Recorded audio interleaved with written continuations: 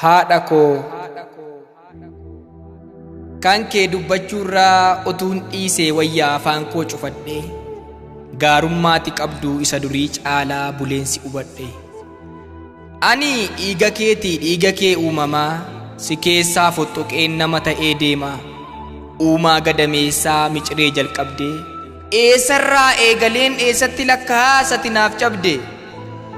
Gaara meeqa buutee kattaa meeqas lixxee humna kee ijoollummaa guddisa koo fixxee. Dugda keef cinaacha kaasuuttis na baattee yommuu kan koo jiistu ofii gogduu nyaattee. Nama na gochuudhaaf simboon kee salphatee fuulli kee shuntuuree gogaan kee saphatee foon maddii kee dhumee dhooqee bishaan baatee. Hojii mana keessaatiin bifti kee manca'ee ramaciinsi gubee daaraan sitti harca'ee. Takka gara diidaatti takka gara diinqaatti yaara galfii dhabdee dhukkubaan nyaatamtee eeltees boquu cabdee. Ho'a gaarummaa keetuu laphee koo na baqsaa armee koo deessee koo haadha galaa dhoksaa. Nama keessaasii aanteen koo hangafaa hojiif dubbii kee durayyuu yaada keettan kuufaa. Ganamaan dammaqxee hurgaa haadhummaa kee foolii isaanatti tultaa.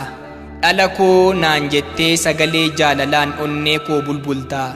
Ajaa'us machaa'us si'ii nyaara guuru argeen beeku takkaa haala kam keessattuu dhimma koof owwaachuuf hin dhibamtu bakka.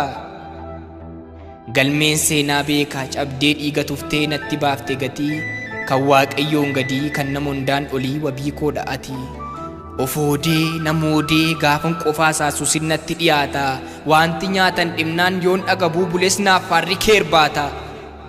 Na bareechuuf jettee kan dur taateen beekne taatee takka raatu sammuu koon nattuursaa kan kee yoon callises obsa naaf hin laatu.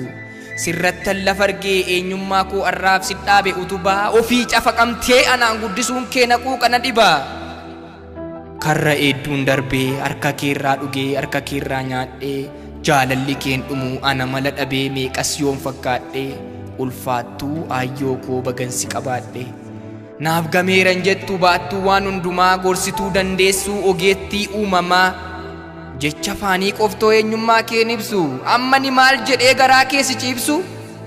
Na jalaan dhokatu nama na gochuudhaaf dafqi kee naaf namme baran qabu hundumaatti sin jaalladha arme. Otuun taane ta'e immoo humni koo gabaabaa silaa du'aaf si gidduutti daangaan cabnin dhaaba.